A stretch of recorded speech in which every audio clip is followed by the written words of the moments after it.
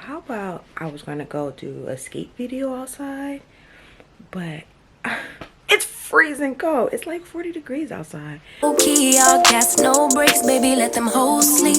Body on 10, make your girl OD. I get in my way, never out of my lane. Feel like you the one and I'm on one. So what it's gonna be? I got my robe on, y'all, because like I said, it's cold.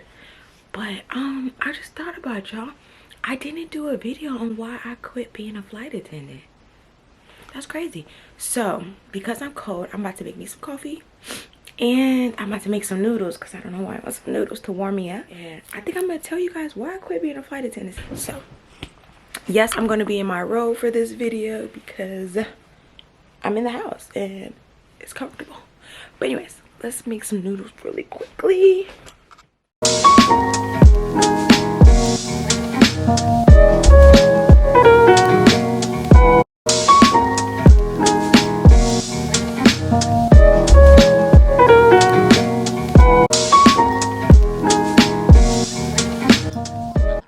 You guys see my little cute stockings? Alright, so let's talk about it, you guys. Let's talk about it. Everybody always asks why I quit being a flight attendant.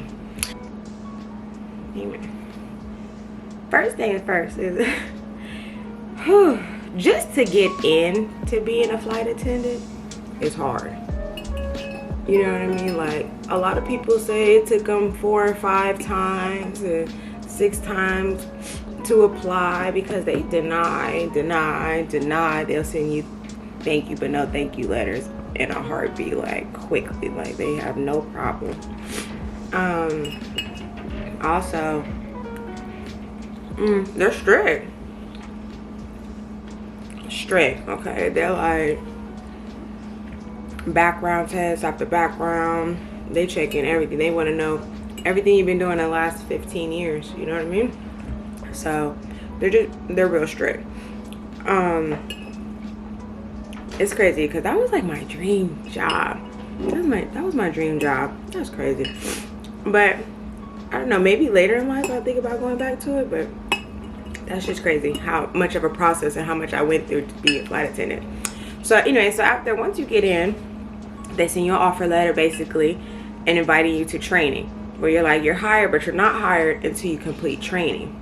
Okay, depending on what company, I'm not going to mention what company I flew with, but depending on what company, training is different. Like, sometimes you get paid for training, sometimes you don't get paid for training. It just depends on the company.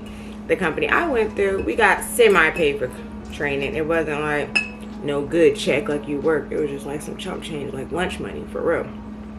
That was crazy. But it helped. So they fly you out of state if you don't live in the state where the training is held. You're staying in a hotel room, and you have a roommate. Sometimes you don't have a roommate. This time, because I went, it was like during COVID situations or whatever. Once they resumed after COVID, we couldn't have roommates. It was against COVID. We couldn't even come out the hotel. It was like jail. Like, we couldn't even leave the room. It was so crazy and strict. So that already was a lot. And you have to be away for 30 days. So I was gone for 31 days. And out of 31 days, I only had 2 days off. 2 days off. That's a lot of time. Like, yo, they was wearing us out. Now you are training. You're away from your family, away from home for 30 days. And then now you're in this hotel. You gotta survive out here, basically eating out all the time or eating hotel food. Okay, so then like training starts and strict dress code and, you know, 6 a.m. days and not getting out of class until about 9 p.m. sometimes. Like, you know, drills. Like, I mean, there would be times, you know, people be in there crying because they failed a drill, or, you know, including myself. I have definitely had my moments like, oh my God, you only get to fail 3 times and you out. So if it's a drill or written, and I think we had a written exam every Friday. Every Friday we had an exam and a drill, and you couldn't fail at all, and you have to pass everything with 90%. That's good God almighty. That was tough. That was a lot of information in 30 days. Well, only 2 days off, and you have long hours. Like, you know, it's crazy. It was crazy. But, you know, I met a lot of great people at training. You know, we had a good little team, and we got through it. So once you graduate, you made it this far. You like, I made it through training. It was, you know, it was a little challenging, you know, but we made it. So now you're like, okay, where's my base? Now they send you your base wherever. It might not even be nowhere near home, in another state. So, and then you're on call. So you have to be at your base on call. So if I'm on call Monday through Friday, I gotta be at Nebraska. Let's just say Nebraska. I gotta be in Nebraska Monday through Friday from 7 a.m. to 3 p.m. is my hours to be called to be flight attendant, to show up at the airport. I could be at home, but no, you have to be in that state where they tell you to be at. So that's more time away from home. And then when you do have a day off, it might be, oh, Wednesday and next Thursday. And then you're like, how can I go home with this schedule like this? So that's what? That's more time away from home. More money going out the door.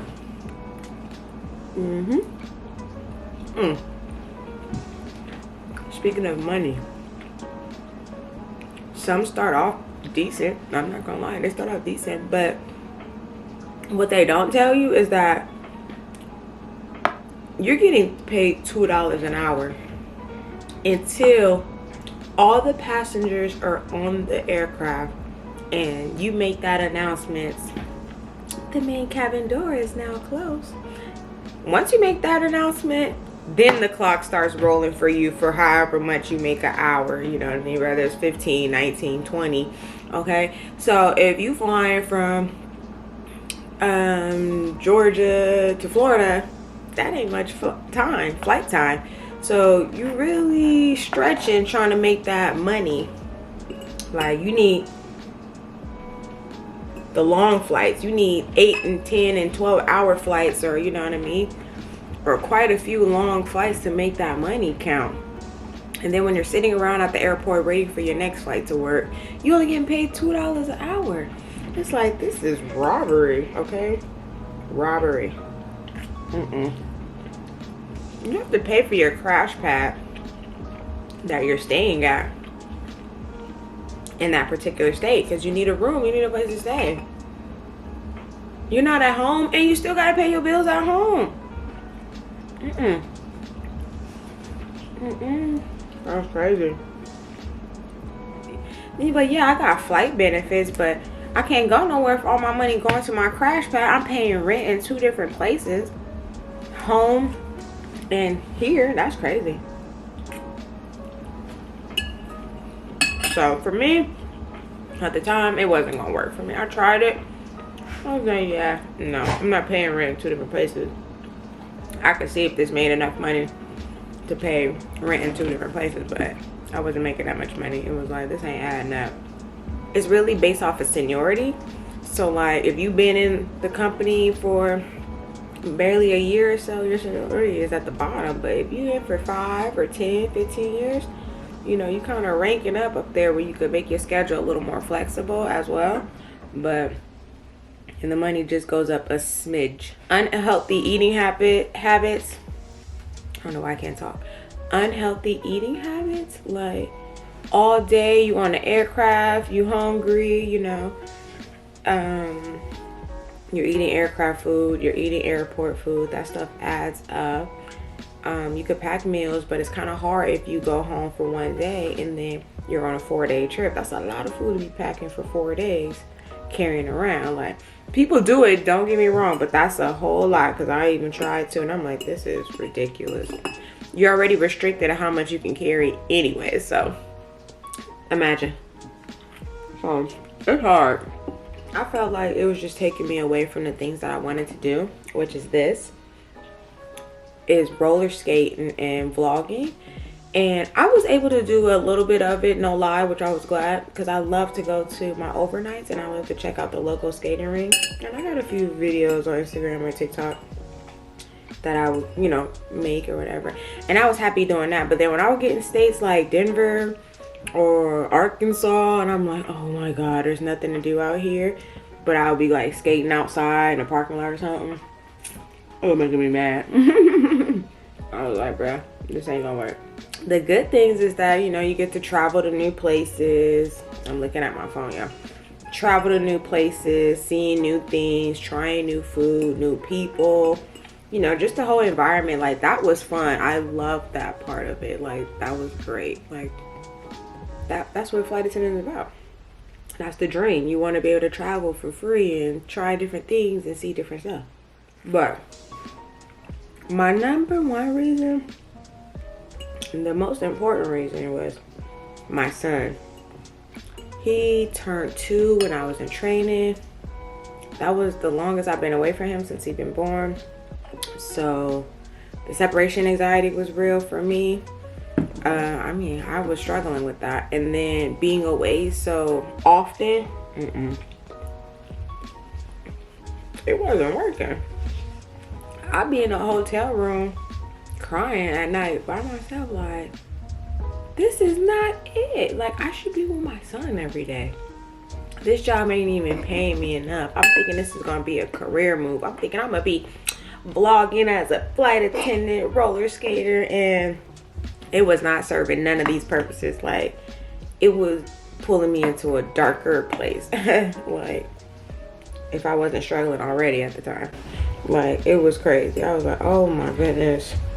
Too many times I'd call my mom like, I want to quit. I want to quit. Everybody be like, no, just wait it out. You're a flight attendant. I'm miserable. I'm still broke. These people are rude on the aircraft.